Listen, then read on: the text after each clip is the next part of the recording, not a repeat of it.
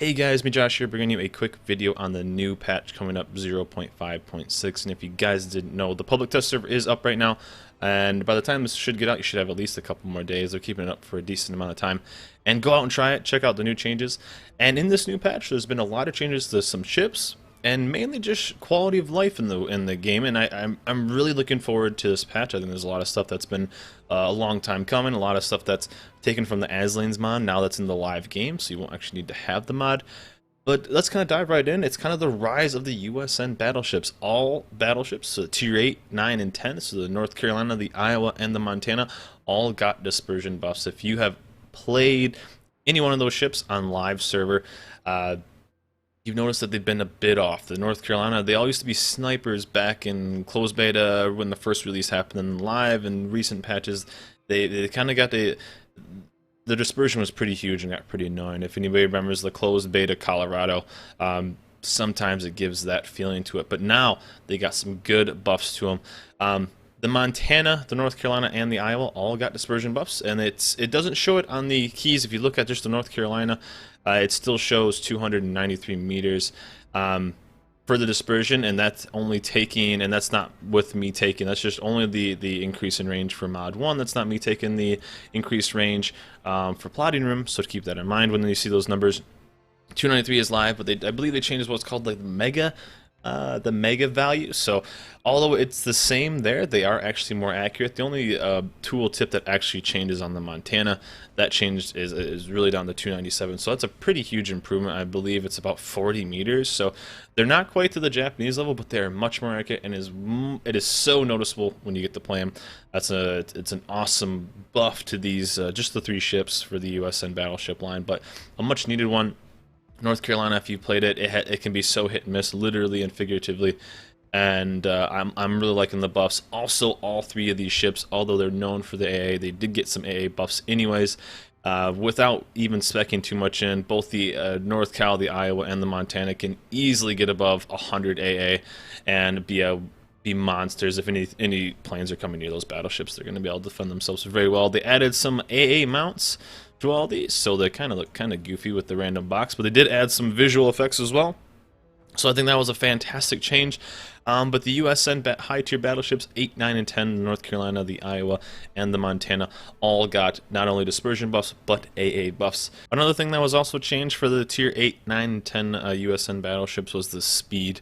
The Iowa got its realistic speed of 33 knots, so went up, I believe, from 30 knots up to 33. I think 34.6 if you run the flag.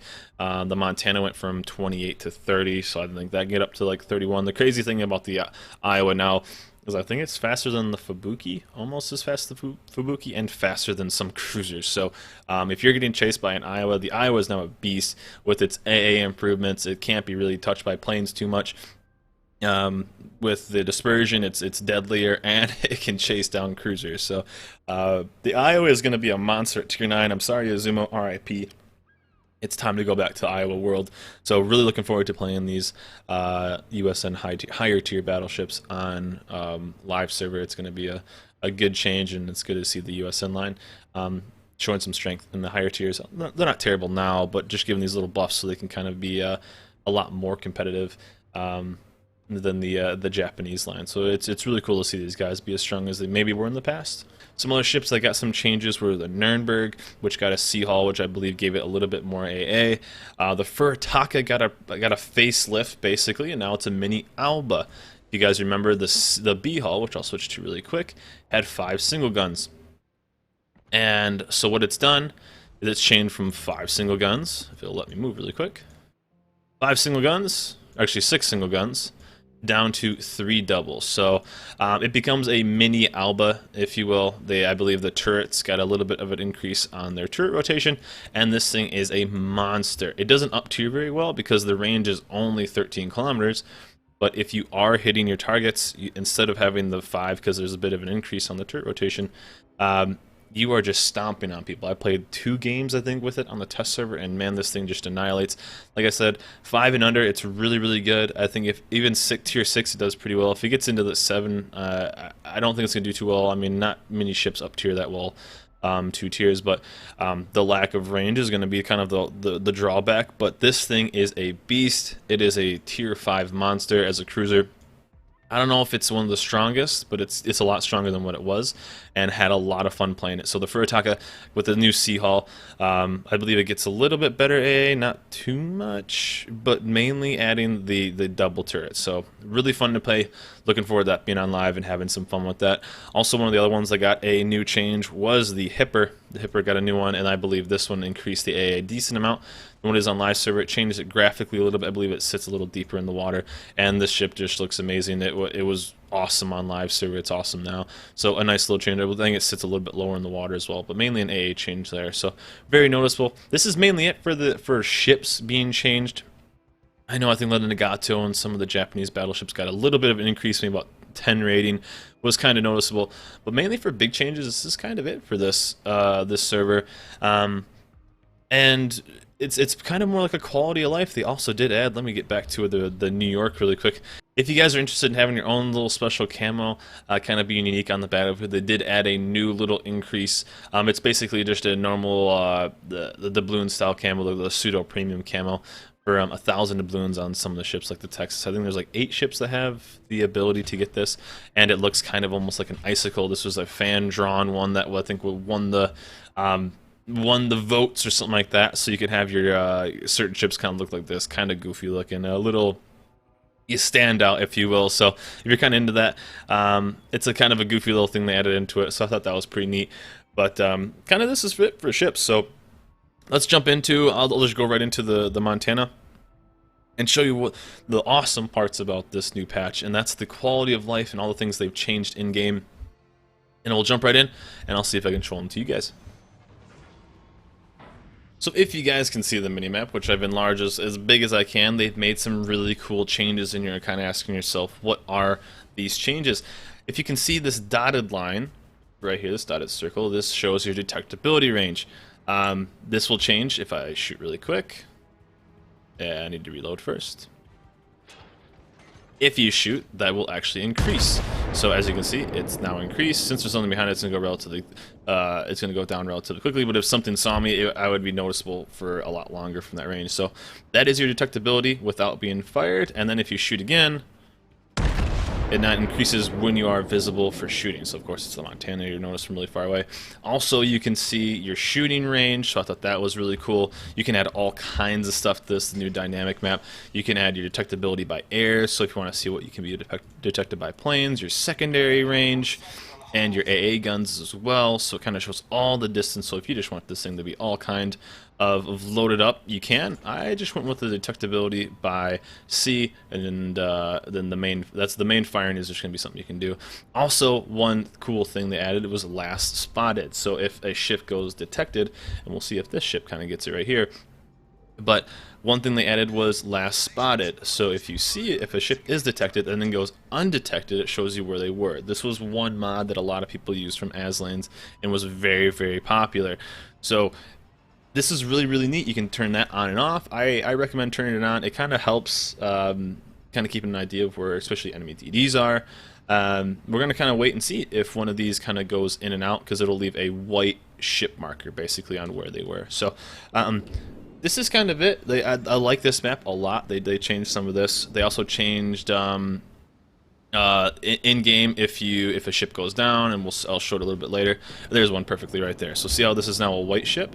Now that ship is no longer spotted, but it is spotted on your map on where it was at one point. There's another one right here. So let me kind of dive into this. I'll try to sync some ships, kind of show you what a little bit of what the changes were, and then mainly the highlight, which is going to be at the end, the post game. So I will be right back. Let's sync some ships, and I'll show you the post game screen. One thing they also added too, guys, was they added distances to spotter planes, which was something that hadn't been in the game, and that's kind of cool. You always wondered how far away things were, and so now they added the distance to friendly and both enemy spotter planes.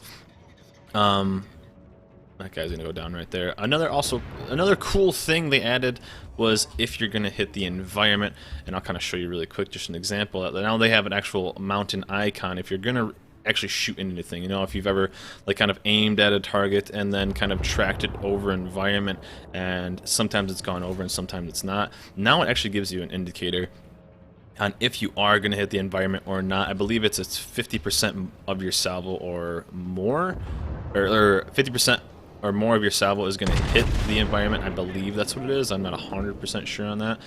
But if you are going to hit it, it will actually give you an indication. There wasn't a time where it said one thing and it did another, so I thought that was really, really cool to add into the game. So another little thing for them to add that I thought was awesome. This patch I'm enjoying this patch. A bunch of really, really good. Hopefully I don't get wrecked right here. Another really good patch. Let's see if we can beat this guy, though. My Montana is better than yours. Let's find out. Can we be better than him? Yes, we are. There we go. So broadside, best side. But yeah, so a spotter plane's got distance as well, as also as shooting into environment. This little indicator, really, really good. But like I said, the best improvements, in my opinion, were at the end of the game. The post-battle screen is 10 out of 10. Let's jump to that, guys, and I will show you what I am talking about. So here we go, guys. This is the ending. We just finished that one, got a nice little victory, and these are the changes. One, I don't know if it's just me, but it seems like it's much more vibrant in the colors. That may just be me. But one thing you can see is how much damage you've done. We had a pretty decent game in the Montana of almost 171,000, but now they show a total damage done. This is awesome. This isn't a mod. This is the game. So something that's really cool. You can also tell if there are 3 tabs or 4 tabs instead of 3. When you go to team score, a little change here. They just show if you got a medal or not, and if you were killed or a ship was killed, you're blacked out instead of just still. They just kind of darkened it a little bit more. And if you did rank, it shows what rank you got. So that was kind of a cool little touch. For detail, now these next 2 tabs are the best part of it. One, there's stats galore basically to kind of look at. So one, it shows the ships that you shot at and did damage to, how much damage you did to them, and if you sank them or not. So I only sank the one Montana, but it shows all the ships that you did and if they were sank or not. There's a little Des Moines I put 1 shot in at the end of the game. He didn't get sunk, he's only got survived. So it shows how much damage you've done for main battery, how many you've shot, secondaries if there is any of that, torpedoes, other. Shows warships destroyed, warships damaged, aircraft destroyed, and if it would have shot down, it shows what kind of aircraft. So if you shot down dive bombers, if you shot down torpedo bombers, it actually shows that there. So it's really, really cool. The normal, how long it took, how far you drove. And even if I shot down this Des Moines spotter plane, it would have showed it up here as well. It also shows a pink one if you do run into or do friendly damage. It shows how much you do to a pink, and there's a little pink area down here. Damage modules shows that down here. So I actually did a decent amount of apparently anti-aircraft hits on these, and it shows how much damage you received as well from what. So fires, artillery, and all that kind of stuff. So this is a really, really cool screen to kind of go in depth on how much damage and who you did that damage to, and also shows the name of the players as well, what ships and everything. So this is awesome. Another one is the credits and XP. Same without premium and with premium. This is a much better breakdown of how you made your credits, basically. So received missions, if there are any missions going on. If there's not, that'll just be blank. And spent. This is something that they've added some stuff to that is really, really nice. So the Montana, relatively expensive. I didn't take too much damage this game, but almost 100,000 for the repair. Ammunition, those are going to be normal stuff. The camouflage is 22.5. But they added in the premium consumables, which you had to do in your head in the past. Now it completes everything. It does all that, adds it in, and shows what your profit was. So this is really cool. I'm loving this. The damage after game, this is meh, who really cares, but cool little touches. This is awesome, detailed, and the credits and XP. That breakdown is awesome. In my opinion, these 4 screens are the best part of this patch, and I'm loving it. Applaud to them. This is all stuff I believe you could have gotten as lanes and other third-party mods, but now it's in the game, so you don't need to download anything and update it and run into problems with new patches. Really good improvements to the game. I'm loving it. I'm loving it. 10 out of 10. As well as all the changes to the ships and the post-game screens and all that kind of stuff. They did add 4 new maps, which we got to play, I think, on 3 of the 4. The new maps are Neighbors, New Land, Estuary, and Okinawa. Okinawa is kind of a trap. I would consider it kind of like trap. One cap is completely covered, and I think it's the pseudo trap map on the screen or on the map, and it's kind of all covered by islands. Everyone kind of flows that way. And then B is covered on one side by islands and a little island on the one side, and then A is completely open. I'm not the biggest fan of this map. Everyone's attracted to all the islands in the cover, and with that, I'm not. We'll see how it goes. I think this map could cause some headaches. I end up trying to have to like fight in open water with whatever ship I'm in, whether it be a cruiser or a destroyer or a battleship, to try to fight the other two caps, because it seems like all the teams go towards the one cap with cover, and instead of capping, they all go around. Although I only got to play it on test server, so the skill level tends to not be too good. Blah blah blah. But we'll see. Neighbors was a really fun map in my opinion. It's kind of insta PvP, which I really love, and I only noticed Okinawa on higher tiers. Neighbors was higher tiers, kind of like the 8 and up style, and Neighbors was kind of like instant PvP. Really good cover, really fun to play. You kind of have some decent cover from the islands, and then it's also a nice big open area to kind of just brawl in. So that was really cool. Really like that map a lot. And that one's really cool because you like start back in the ports and really close to town. It's basically like you can see one side of the other right away. I thought that was really cool. I like the insta PvP part of that one. Estuary was the clusterfuck map that I think is just going to be so much fun. That was kind of more the mid-tier map I saw. I played it with like 7s and 8s, and I don't know if 6s go down to it, but it's kind of there's a ton of islands, and you kind of gotta go through these small passages, and fun for destroyers, but you have a ton of cover for battleships too.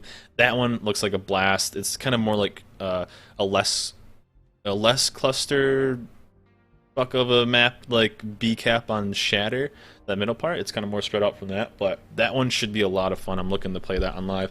And the one I didn't get to play on live or on the test server was I believe it's a New Land. New Land is a lower tier map, and I didn't get to play on that one because I didn't really play lower tiers. But that looks like fun. So 4 new maps coming up. Two out of the 3 that I played, I really like. Not the biggest fan of Okinawa.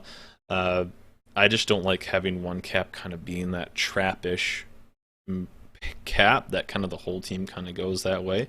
But I had fun regardless. Really enjoying this patch, guys. Like I said, the battleship improvements are awesome, more accurate, better A, and faster on some of the battleships. The cruiser changes were really good. The fur attack is going to be a monster.